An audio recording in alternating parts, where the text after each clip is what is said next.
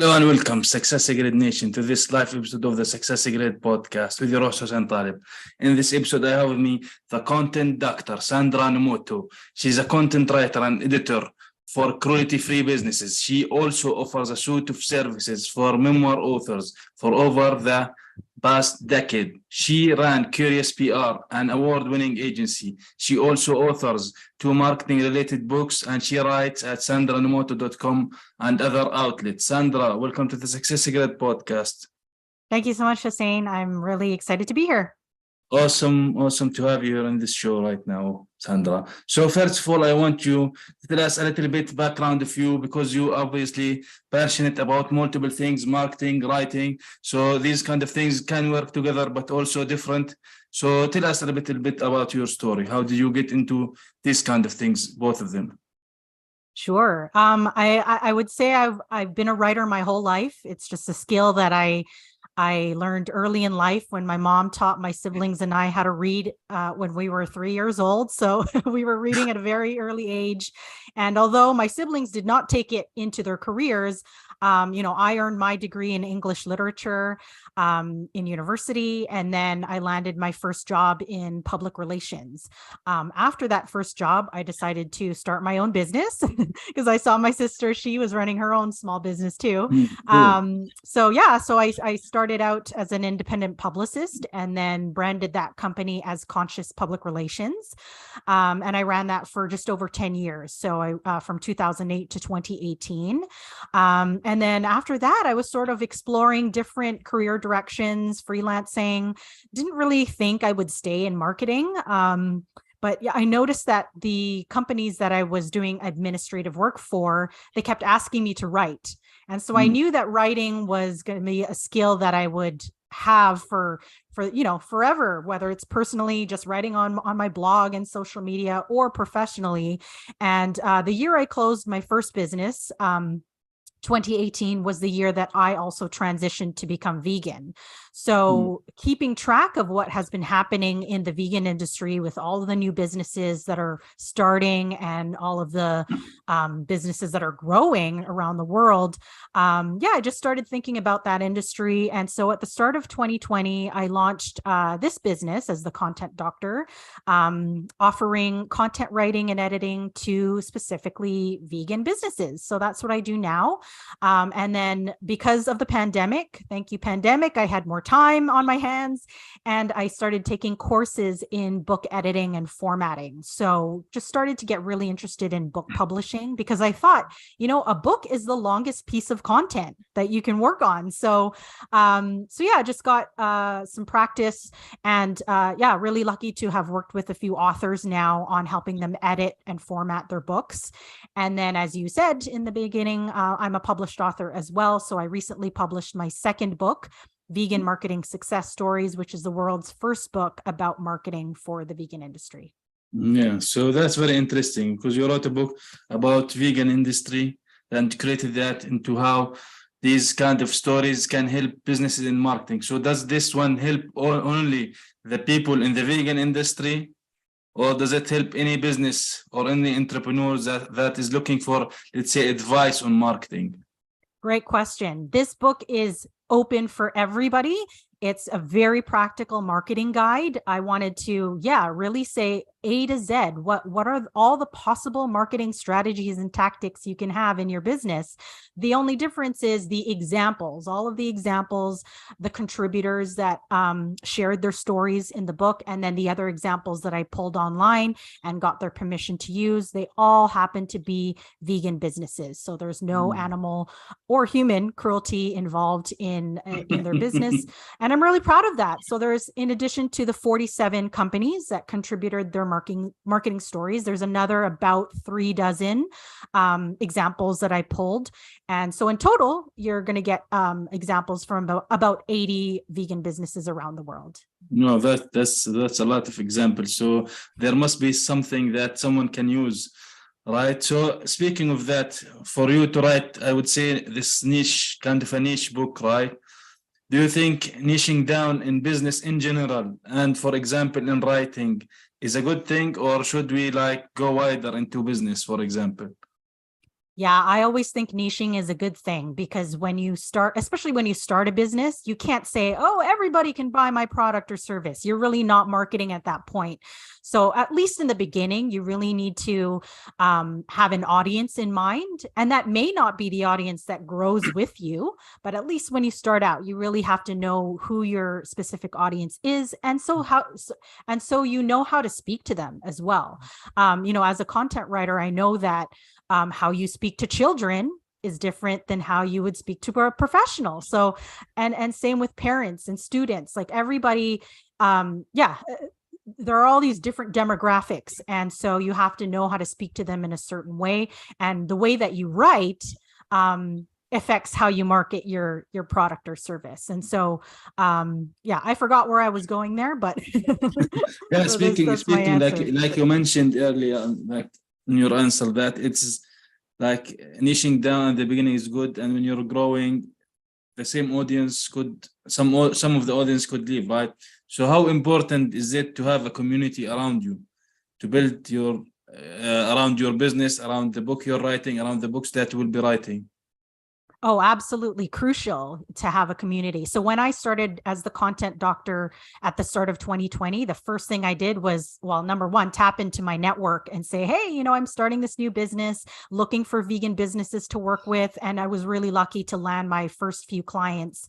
And yeah, my business has grown since then. And then I looked for where vegans and vegan business owners were hanging out. So there are a few existing networks where you can pay to be a member and network online. This is all done on Zoom, right, during the pandemic. And then there's a lot of Facebook groups, LinkedIn groups where vegan business owners are hanging out. So I did a lot of that type of networking. My previous business relied a lot on in-person networking, and this business is definitely online. And so when I came up with the idea for this book, and I discovered nobody had written this type of book, I thought to myself, well, what an opportunity. I'll be the first person to have written a marketing book specifically for this industry. And these are exactly the type of clients that I want to work with. So this book is not only for, every vegan or non-vegan marketer out there, but hopefully it brings me clients. that's the idea. And so not only I think is it a good idea to really niche down, but also, as you said, build up your community and network within that community. Yeah, awesome. So can you give us, for example, one story from the stories of this book that you wrote, vegan marketing stories that pop up, that show up and have certain elements in it that can help anyone in certain steps, maybe, or these similar scenario, let's say? Yeah, really happy to. So one of the stories that I absolutely love sharing is Meredith Marin's. She is based in the US and is a vegan, and she and her husband relocated in 2016 to the island of Aruba in the Caribbean. That's where her husband's originally from. And she found when she moved there that there weren't very many options for her in the supermarket. There weren't really any vegan menus at restaurants. And so she single-handedly almost really helped to make this island vegan friendly. So she used a number of tactics, digital marketing, first of all. So she used the hashtag vegan Aruba and created a Facebook and Instagram account to not only network within or find vegans that are living in Aruba, but also reach out to travelers who might be coming to Aruba and looking for vegan options. And so she actually went up to these restaurants and talked to the chefs and said, hey, we want options. We want to dine at your restaurant. We just need some options. And she also, whenever she was invited by the media to speak about veganism, she spoke about it. And so as a result of not only appearing in media, but working with these restaurants and helping them create vegan dishes and vegan menus, she was able to get featured in more media. So she was in travel magazines, or her story was in travel magazines that were in every hotel room in Aruba and on the backs of the airline seats. So really pumping out that media coverage. So she was using public relations tactics there. She taught vegan cooking classes. Every opportunity that she had to speak about veganism, she said yes. And then in 2018, she partnered with the Aruba Tourism Authority to sponsor an influencer trip. So that's another public relations tactic. So they sponsored 6 influencers in the US, vegan influencers, of course, to come to the island, have a good time. And some of that content from 4 years ago is still some of the top ranking content when you Google vegan and Aruba. So really amazing trip. And then the app Happy Cow. So Happy Cow is an app that vegans use to locate restaurants, places where they can frequent. Named Aruba the most vegan-friendly island in the Caribbean.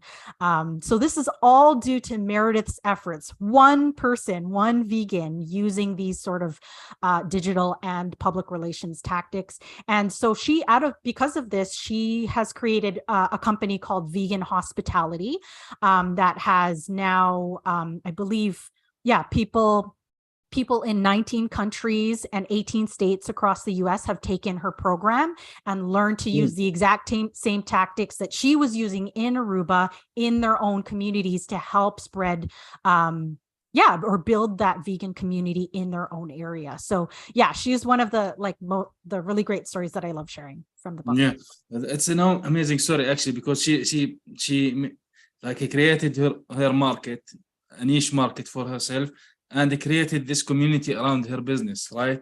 So this is the thing that we were talking about earlier. So how can any business owner, entrepreneur online now with the internet, it's easy to now access everything, right? But some people have the wrong approach into how to look for the people who are looking for them. You know what I mean? So how do entrepreneurs or businesses find these people? Where do they go, for example? Like in your story, she found people from around the world and the US. So how or where do you recommend people to find the people who could be their customers, let's say? Yeah, that's a great question. And I think it will be different for every business. So as I said before, you just have to know where people are hanging out, right? So in the case of vegans, there are vegan business networks. There are Facebook and LinkedIn groups. And one thing that I learned right when I started my business is using the symbol V and then the plant emoji. Like those two things are symbols for vegans, which I learned like almost 3 years ago. So by having those emojis in my name on my Instagram profile and on my LinkedIn profile, that's how people find vegans. It's amazing, like just within, with a couple of symbols and an emoji. And I found that, people are connecting with me on LinkedIn just because of those 2 symbols. Now, I'm not going to say for every business, use an emoji, right? It really depends on what your market is, and you need to know where they're hanging out and be there. So for example, if your audience is younger, all the younger folks are using TikTok. And I mean, older folks too, but I mean, it really is a network that has grown because of folks like Gen Z and millennials. So you should be on TikTok. And the organic growth right now is huge from what I know. I'm not yet on TikTok. So that's where you should be. Like you really have to know where your audience is hanging out and then be there so that you can engage with them. Awesome. So do you think that each and every entrepreneur should write a book, that this book will help them build their business and will be like some kind of a backbone? Because we know a book, if it goes well and be a bestseller, it can reach lots of people and impact people's life. And at the same time, you can direct them in your book, like for example, go to this website or this website. So how important it is to you to write a book?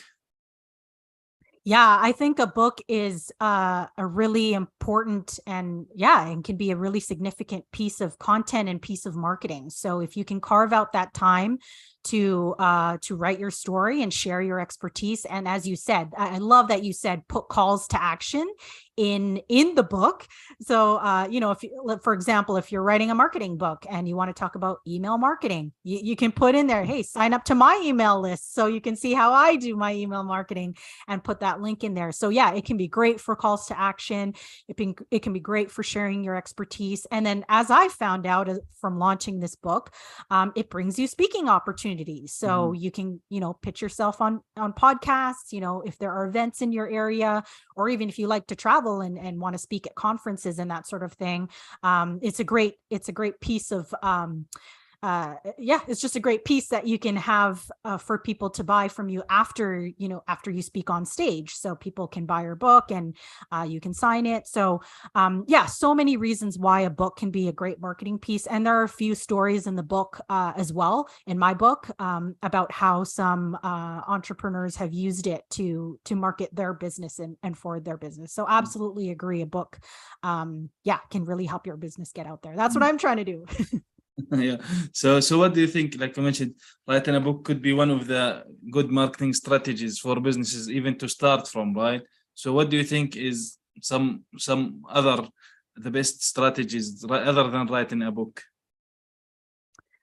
Well, again, there are so many tactics out there in marketing that you can do, and they're all in my book. But the number one thing I learned writing this book is that no strategy is the same.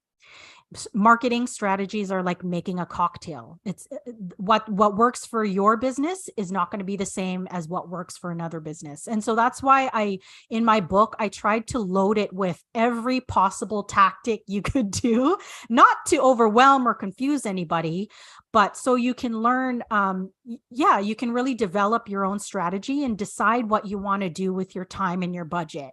And so you could try out a couple things. If they're not working, pivot right away and try something else. Or maybe it's not the right tactic at the right time.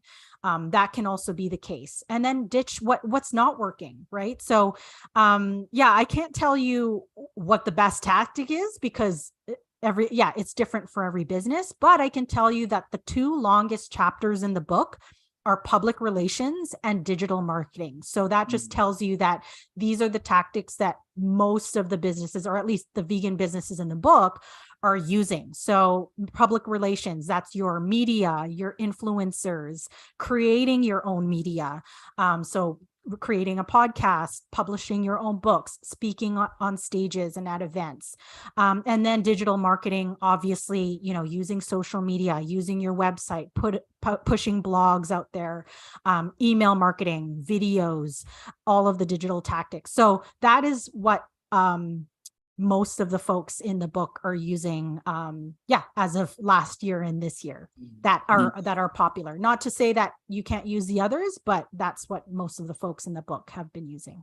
So what are the elements to success for you personally? Did you have any mentors? Did you have someone help you along the way? Or did you had some failures and you felt I should keep going or not? In these cases, can you paint us a picture about these two cases? Yes, my current business is just under 3 years old, so I don't have too much data to tell you. But in my first business, absolutely. Like I had 2 mentors. I did 2 mentorship programs, and those mentors were so helpful to me. I didn't even really know like how to properly run a business. And so having those basics and having them really walk me through those basics was super important. And even in tough times, I was a member of a women's business network called eWomen Network. It's a network across North America, and I found that network so valuable. Just to bounce ideas off other members, and get advice, and just know that I wasn't alone. Because everybody goes through ups and downs. And with this business, like as I said before, I'm really immersed in the vegan community, and that community has been so supportive because again, we're all in this together, and veganism is still a very new concept to people. And so we're all growing our vegan businesses together. And another thing that I have been doing for the last, about a year and a half is I co-host the only Canadian vegan networking group called Veg Networking Canada. So we're open to, we welcome members who are Canadians, who are vegans. So that's the criteria to be a member, but we do welcome special guests and we interview them so long as they're running a vegan business. And through these interviews, we get to learn what their secrets to success are that we can implement in our businesses. And again, just having that network around me, just helped me know that I'm not alone. And so, that's what's helped me in this business so far, at least. So, awesome. So do you have days that you don't feel like working, and what do you do about that if you had them? You know what? Not really. I try to have a good work-life balance. I have a lot of wellness practices that try to keep me mentally and emotionally fit. And generally I work Monday to Friday, your typical 9 to 5. Fridays are a little bit easier. Usually I don't get much client work coming down on Fridays. And so I might take the afternoon off, but generally I stick to that work day and really try and rest and rejuvenate on weekends and try not to think too much about business. I know when you're an entrepreneur, it's almost a 24/7 thing, right? You're always thinking about your business. But I really try and unplug during those evenings, because I remember in my first business, I had my email on all the time, and I would be responding to emails in the evening, and I just realized you can't always be working. You need to carve out that time for self-care and for rest, otherwise you'll burn out, and that has happened to me before too. So so I really try and just stick to a good work-life balance routine. Awesome. So what are your favorite activity to use your time for pleasure, to go out from work? It's nothing too exciting. We go out and watch movies, hang out with friends and family. When it's during like the spring and the summer, I try and go for hikes. I live in Vancouver, Canada, so we're really lucky to have some really amazing nature around us. And then try and take a vacation at least once a year. I would say those are the main things. Cool, awesome. So can you give us some of the tools you personally use for your business, and why do you use them? Yeah, great question. So most of my clients come from referrals. So other clients, that I've worked with or recommending me. The other way is online networking, as we've spoken about. And then in the last year or so, I've really stepped up my blogging. I learned this from an SEO guy that I've who's a good colleague of mine. His story is in my book as well. It's really amazing how much blogging can really help the search optimization. That's what SEO is for your website. So just by blogging on really strategic topics and using certain keywords and phrases, I've had a number of author clients just finding me online, and and that's been really helpful. And then just pushing out as much social media content as I can. Obviously in the last couple of months when I've been marketing my book, I've really stepped that up. So more at least once a day on every social network. And then I've been pushing out blogs and newsletters weekly, which I wasn't doing before. But probably in the next couple of weeks, when my book launch phase sort of dies down, my content will return to a more regular frequency. So maybe 2 blogs a month, one newsletter a month, and then social media probably 5 days a week, not every day like I've been doing. And that just helps me helps to generate awareness for people who don't yet know me and aren't yet familiar with my company. So so that's what I use. Awesome. So where can people get in touch with you, Sandra, when they want to learn more about you and about your business and your book? Yeah, I'm everywhere with my name. So sandranomoto.com, that has all my services and then links to where you can purchase the book. It's available in ebook, paperback, and audio. And then I'm everywhere with my name on social media too, Sandra Nomoto. Awesome. Well, thank you, Sandra, for being with me on this episode of the SuccessGrid podcast. A new perspective into things, a new stories about marketing from the vegan industry. Thank you for these amazing information. You're welcome. And thanks so much for the opportunity to be on this podcast, Hussein.